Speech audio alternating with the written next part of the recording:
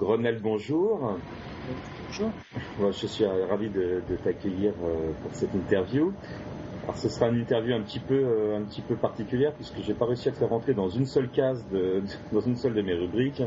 Tu as à la fois mené un changement de vie et puis tu vas nous parler aussi d'une discipline qui est très intéressante. Alors, pour commencer, est-ce que tu pourrais nous dire un petit peu, puisqu'on parlait de changement de vie, d'où tu pars, quelle est ta formation, ton métier initial, qu'est-ce que tu avais comme vie avant? Oui. Alors, j'ai commencé par un métier d'ingénieur. J'ai fait une formation d'ingénieur classique, une école d'ingénieur, et j'ai travaillé en tant qu'ingénieur en aéronautique pendant plus de 10 ans. D'accord. Ok. En aéronautique. Ouais. Donc plus de 10 ans, et au bout d'un certain moment, au bout d'une dizaine d'années, non, il y a des choses en toi qui t'ont dit que tu avais fait le tour de la question, que c'était pas ta voie pour le futur et qu'il fallait que tu changes. Qu'est-ce qui t'a, quel signe un peu t'ont montré qu'il fallait effectuer ce virage? Qu'est-ce qui en toi, dans ton ressenti, dans ta vie, dans tes observations, qu'est-ce qui s'est passé dans ta tête pour que tu dises, bon là, il est clair qu'il faut que je fasse autre chose? Oui, alors ça s'est pas fait du jour au lendemain, mon changement, puisque, comme je le disais, j'ai été ingénieur pendant plus de 10 ans. Alors, malgré tout, je me suis assez vite rendu compte dans mon métier d'ingénieur que c'était pas pour moi, j'étais pas à ma place dans ce métier. D'accord. Alors peut-être que c'était lié au poste que j'avais et puis à la structure. J'étais dans une grande entreprise, c'était peut-être lié à ça, mais en tout cas, ça manquait de travail en équipe. Le produit sur lequel je travaillais me convenait pas. D'accord.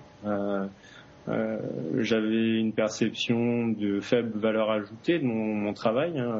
J'avais pas l'impression de travailler pour je voyais pas vraiment l'apport de mon travail dans cette grande structure peut-être.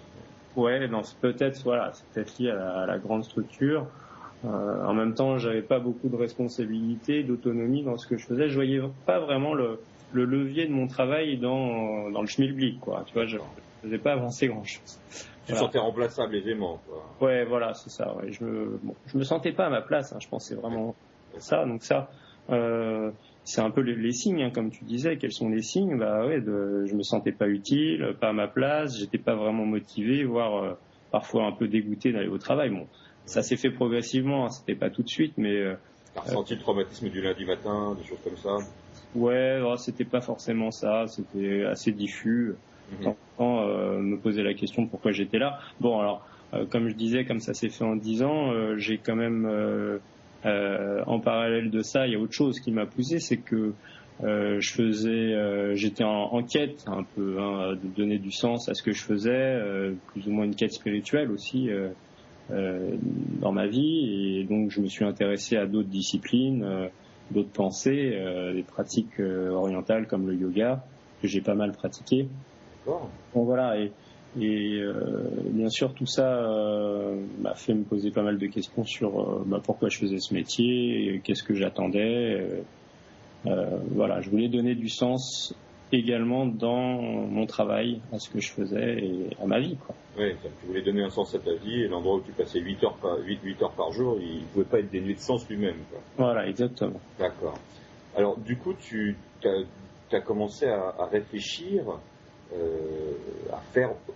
à gagner ta vie, à faire autre chose, à lier l'utile à l'agréable et à faire autre chose. Voilà, c'est ça. L'idée, c'était maintenant, je m'aperçois que ça me va pas ce que je fais, mais quoi faire pour m'éclater, pour m'épanouir, voilà. Beaucoup de personnes doivent se poser ce genre de questions. C'est ça, c'est le problème. Oui, certainement. Alors, quoi faire? Voilà, quoi faire. Alors, il y a beaucoup de gens répondent oui, le travail, c'est pas forcément quelque chose qui est épanouissant.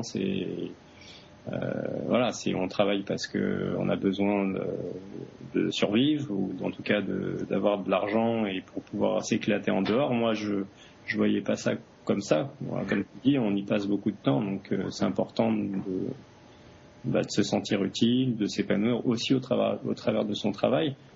Voilà, donc c'était important pour moi de trouver un autre projet professionnel. Alors du coup, je suis allé voir un coach. J'ai fait cette démarche. Je savais pas trop comment m'y prendre.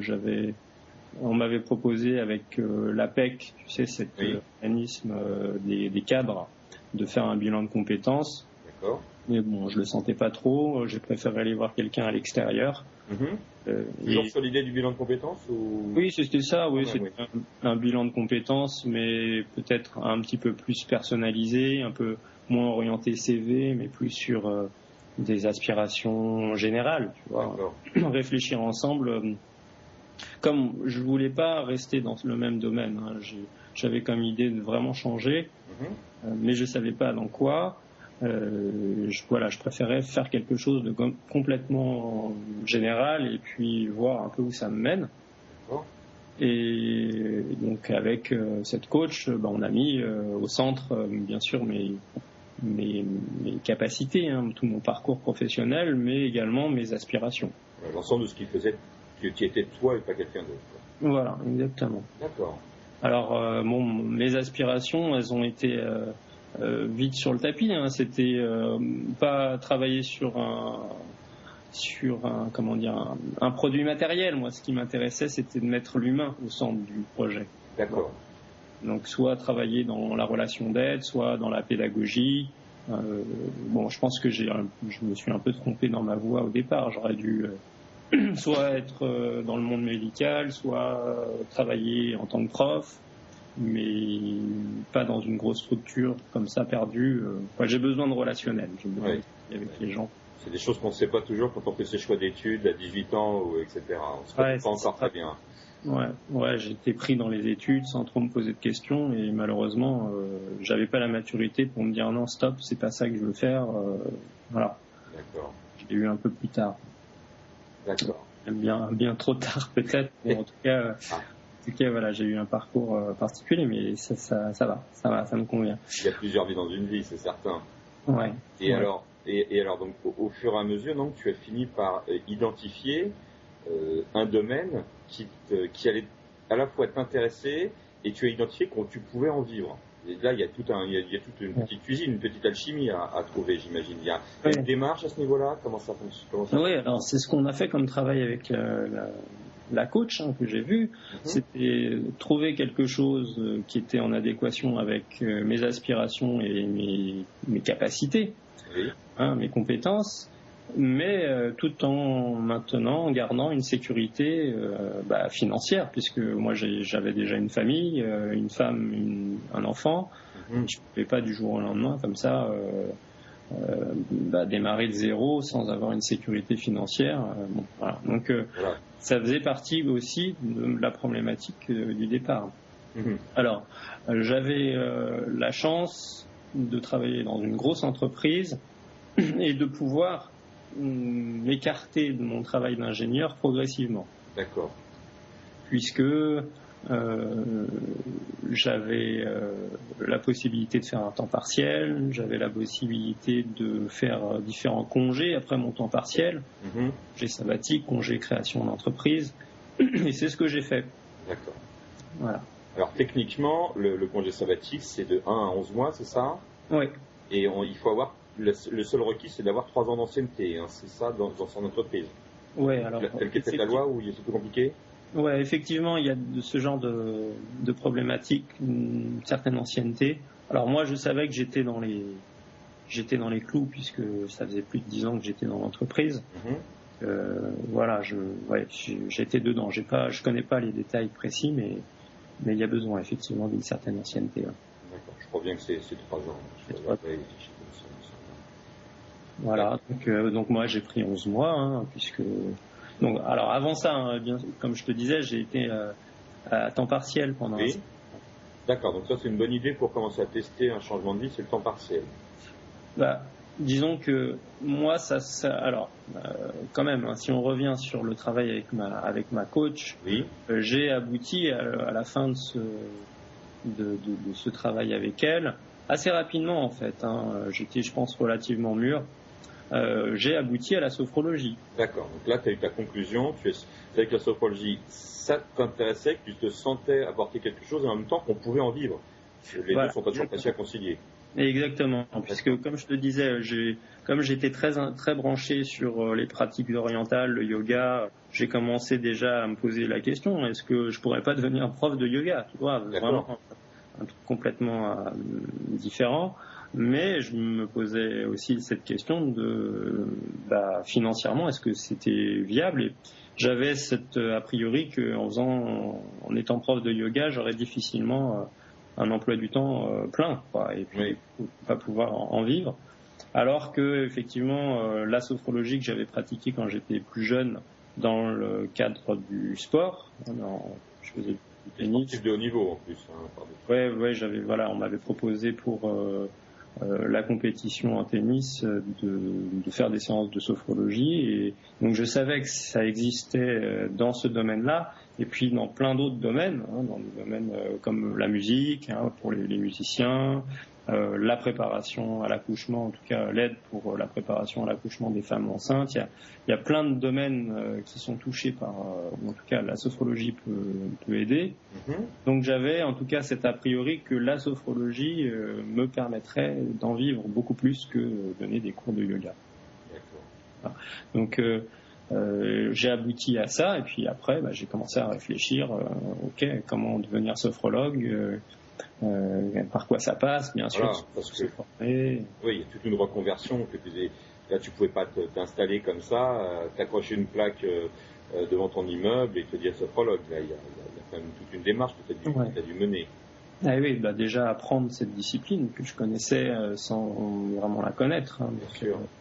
Je me suis renseigné auprès de qui je pouvais me former. Donc il y a des écoles privées qui proposent des formations de sophrologie. D'accord. Combien de temps prend une telle reconversion? Alors, moi j'ai aussi encore dans ma formation eu un parcours particulier, puisque j'ai commencé par une école qui durait à peu près 1 an. En fait, la première partie de cette formation dans cette école était d'1 an. Et c'était pas 1 an à temps plein, c'était par journée, par-ci, par-là. Donc tu as utilisé... Pardon? Oui, tu as utilisé ton temps partiel, ou tu as posé des congés et des sans soldes pour mener cette année? J'ai pas fait de congés partiels pour ma formation, puisque c'était une vingtaine de journées dans l'année. D'accord. C'est compatible de mes congés. Donc maintenant, j'ai pris des jours de congés pour cette formation, sachant qu'il était également possible de la faire les week-ends. D'accord. Il proposait en fait un week-end par mois, donc samedi, dimanche, pour la formation, et comme il y avait une dizaine de week-ends, ça faisait une année à peu près. D'accord. Donc dans ton cas, comme dans probablement d'autres cas, il est possible de faire une formation de reconversion sans prendre aucun risque, avec ses congés, ses week-ends, etc. Voilà. Il y a quand même des choses qu'on peut faire. Il n'y a pas besoin de poser une année à temps plein, etc. pour se reconvertir. Pas toujours. Non, alors je me suis aussi renseigné sur la possibilité de faire un FONGECIF. Tu sais,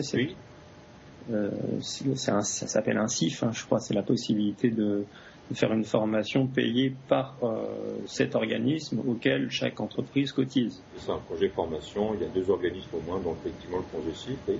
Voilà, c'est ça. Mais le problème, c'est que les formations, en tout cas à mon époque, de sophrologie, ne pouvaient pas rentrer dans ce genre de processus. Donc j'étais obligé de la payer moi-même. Oui, je crois savoir que le FONGECIF, tout le monde n'est pas toujours prioritaire. Quand on a déjà un diplôme d'ingénieur, je crois qu'ils estiment qu'on a déjà assez d'armes pour se débrouiller. Il y a d'autres gens qui ont moins de qualifications qui seront peut-être prioritaires. C'est les échos que j'en avais eu, en tout cas. Ouais.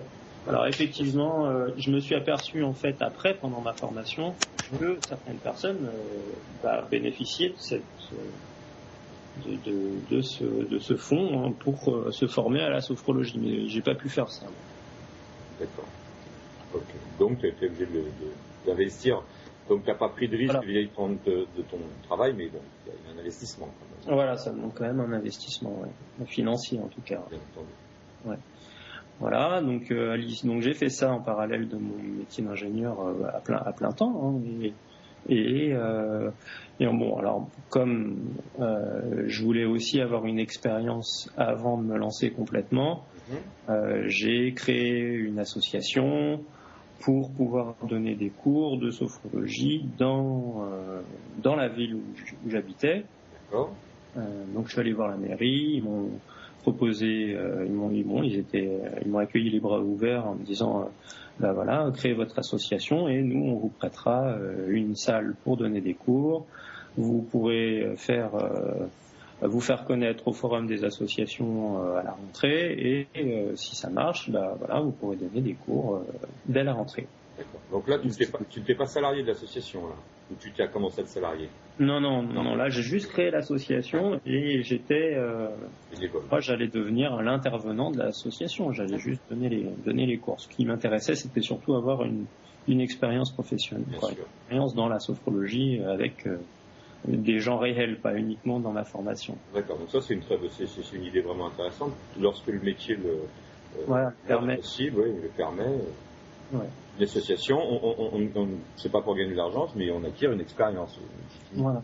Puis on voit si ça plaît en plus. Oui. Alors bon, moi j'étais parti. Moi, dès que j'ai abouti à la sophrologie, pendant mon travail avec la coach, d'un seul coup tout était clair. C'est-à-dire, je voyais quelque chose où j'allais m'éclater, où j'allais être autonome, responsable, développer aussi de l'entrepreneuriat. J'ai ce côté, je pense, relativement indépendant où j'ai envie d'avoir ma liberté dans mon rythme de travail, que tout dépende de moi et puis pas avoir ce sentiment que finalement je suis pris dans un truc qui me dépasse. Là, vraiment, je suis complètement responsable de mon projet. C'est ça, responsable de tes échecs et de tes réussites. Quoi. Et de mes réussites, voilà. Donc non, c'était clair, le domaine me plaisait, il y avait dans la sophrologie aussi ce que je recherchais quand j'ai fait beaucoup de yoga, c'est cette relation entre le corps et l'esprit. En même temps, devenir pédagogue, pouvoir apprendre aux gens à se sentir mieux dans leur peau. Bon, on pourra en reparler de la sophrologie, mais pour moi, c'était relativement clair. Donc, j'ai créé mon association comme un moyen de progressivement m'installer dans ce métier-là. Mais c'était pas pour me dire est-ce que ça va me plaire. Pour prendre une image d'ingénieur, là, d'un coup, le Rubik's Cube s'était déjà assemblé, il était déjà ordonné. Tout ce que tu éparses, ça faisait un puzzle clair pour toi. Après, c'était pour prendre de l'expérience. Voilà, c'est ça, de faire les choses progressivement. Légitimité. Et puis, dans ce métier-là, on a besoin de se faire connaître. Ça. Oui. C'est pas uniquement donner des cours, c'est se faire connaître pour que des gens viennent travailler avec toi. Donc là, c'était un premier moyen de me faire connaître et de développer mon activité déjà. Bien sûr. D'accord. Ouais. Et alors, à quel moment intervient donc le temps partiel? Voilà, donc après j'ai fait une année comme ça de cours que je donnais le soir 2 heures dans la semaine. D'accord. Et à l'issue de cette année-là, j'ai demandé à mon employeur un congé pour temps partiel. Pas un congé pour temps partiel, un temps partiel, pardon. Donc je travaillais, qui a été accepté assez rapidement. Je travaillais au 4/5e et c'était un 4/5e particulier, c'est possible, j'ai demandé 2 demi-journées dans la semaine. D'accord. Ah, ça se fait aussi comme ça, d'accord. Okay. Ouais. Donc je ne travaillais pas dans mon métier d'ingénieur le lundi après-midi et le mercredi après-midi. D'accord. Voilà. Alors j'avais besoin de ce temps partiel pour développer mon activité. Et le métier de sophrologue se fait soit directement chez les gens, chez des institutions ou même à domicile, c'est possible. Mais moi, je voyais plus avoir un cabinet, pouvoir recevoir des gens dans mon cabinet, et puis éventuellement, à côté de ça, aller voir aussi des institutions, des comités d'entreprise. Bon, on pourra en reparler dans les différents endroits où on peut les travailler avec la sophrologie. Mais j'avais besoin d'un cabinet, donc j'ai aussi fait une démarche pour trouver un cabinet. C'est un petit peu plus lourd, ça, déjà, j'imagine. Ouais, alors j'ai eu de la chance. Moi, dans tout mon parcours, tout s'est bien passé, tout s'est bien déroulé. J'ai rapidement trouvé un cabinet pas très loin de chez moi, donc c'était super. Et en fait, c'était partagé le cabinet d'un ostéopathe qui cherchait quelqu'un parce que lui, il n'était pas là à plein temps. D'accord. Et donc ça s'est super bien goupillé et du coup depuis ce moment-là, je suis toujours dans ce cabinet-là où j'y suis un peu plus de la moitié de la semaine. D'accord. Voilà. Entendu. Donc voilà, donc notamment les lundis et mercredis après-midi de mon temps partiel, je pouvais commencer à recevoir des gens dans le cabinet. D'accord. Alors ça pendant combien de temps tu restais? Alors j'ai fait ça pendant 1 an et demi. 1 an et demi. Ouais, 1 an et demi. Et là, tu vois que ça commence, que ça marche, tu sens que ta expérience, tu commences à être connu et que tu vas probablement pouvoir en vivre. C'est ça qui se passe? Voilà. Alors, d'accord. En fait, pendant cette année et demie, j'ai développé mon activité. Donc, j'ai fait de la prospection, je suis allé voir tous les gens qui pouvaient m'envoyer des élèves, des clients. Alors, on a du mal en tant que sophrologue à appeler justement les personnes qui viennent nous voir. Bon, parfois, on dit élèves, patients, clients. Bon, moi, je préfère dire élèves. Donc voilà, donc je suis allé voir les médecins, je suis allé voir des boutiques qui pourraient m'envoyer. Quand je dis des boutiques, ça peut être des clubs de sport, ça peut être déposer des dépliants. J'ai fait toute une com autour de mon activité pour me faire connaître. Les gens viennent me voir, donc je suis allé voir les clubs de sport, les boutiques bio, différents endroits. Mais beaucoup les médecins, puisque c'était eux qui pouvaient m'envoyer des gens s'ils en ressentaient le besoin. Cette année et demie a été aussi consacrée à la com. Ouais. Et puis aussi travailler avec différentes institutions comme les comités d'entreprise ou les écoles de musique, les clubs de sport, les lycées, les maisons de retraite. Voilà. Donc assez rapidement, j'ai réussi à obtenir des projets et travailler notamment dans des comités d'entreprise. D'accord. Donc j'ai développé mon activité également quand j'étais à temps partiel et d'une manière assez conséquente en travaillant mon métier d'ingénieur et mon activité de sophrologue. J'arrivais déjà à dégager pas mal de chiffre d'affaires si on veut pas finance. Voilà. Oui, c'est important, bien entendu, oui. D'accord, même à temps partiel, une fois que tu étais engagé dans cette démarche et que tu essayais de frapper aux bonnes portes, tu as trouvé des partenaires. Quoi. Oui, ça s'est bien goupillé. On n'a pas forcément besoin de tout plaquer, de se lancer dans quelque chose à corps perdu pour démarrer quelque chose de manière smooth, comme on dit, de manière sans brutalité, quoi, sans risque excessif. Ouais. Alors moi, ça me faisait pas peur d'aller voir les gens et taper aux portes pour proposer mon activité. Bon, j'avais la foi en plus. C'était pour moi quelque chose de passionnant, cette démarche. D'accord. Je pense que ça devait se ressentir et c'est quelque chose qui est pas toujours facile d'aller se vendre. Moi, j'avais pas de problème pour ça.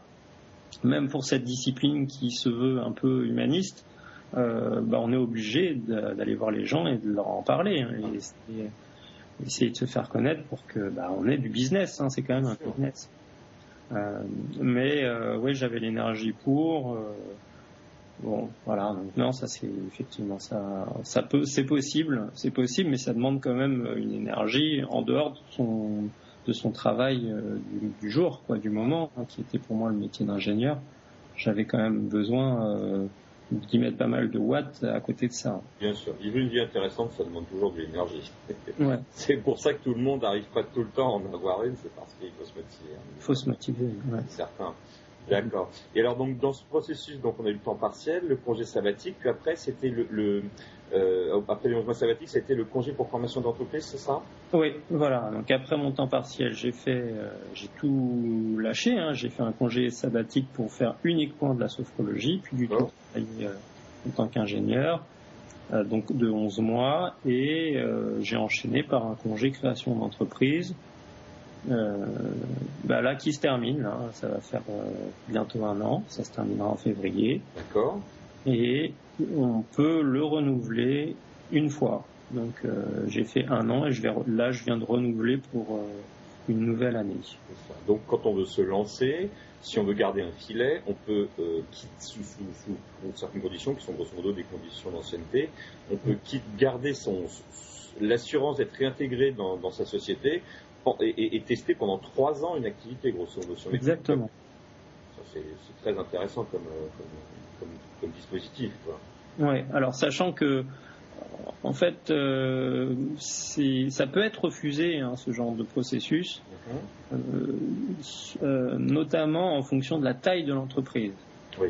Puisque pour les entreprises petites, quelqu'un qui s'en va comme ça, ça génère beaucoup de problèmes pour l'entreprise. Bien sûr. Moi, j'avais la chance d'être dans une grosse entreprise et en fait, ça peut pas être refusé dans une grosse entreprise. Peut être reporté un petit peu, et ça peut pas être refusé. On peut reporter une fois, et je sais plus, mais je crois que c'est un délai maximal, comme 4 mois ou quelque chose comme ça. Ouais, voilà, c'est ça. Pour donner peut-être un petit peu de temps à l'entreprise de se retourner, mais bon, moi, dans la grande entreprise dans laquelle j'étais, il n'y avait pas de souci, ça m'a tout de suite été accordé.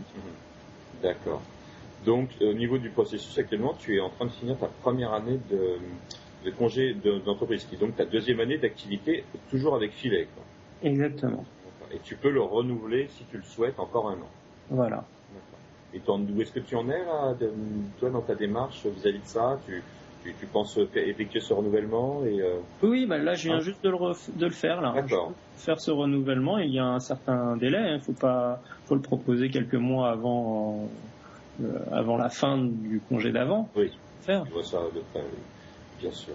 Donc là, je viens de faire ma demande de renouvellement qui va être acceptée. Il n'y a pas de raison. Donc, j'aurais fini mes quasi 3 années, puisque c'est 2 années et 11 mois de congé pour lancer mon activité. Là, en février 2014. D'accord. Et donc, si au bout de 3 ans, on ne sait toujours pas si on doit continuer ou pas, c'est problématique, effectivement.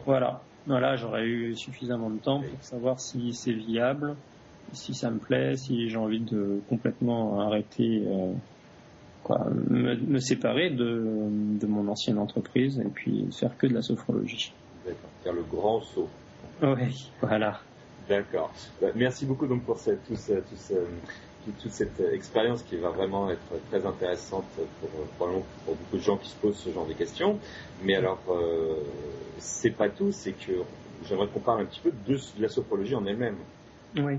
Parce qu'au-delà du changement de vie, c'est aussi une discipline qui peut probablement apporter beaucoup de choses à quasiment à tout le monde, à chaque individu.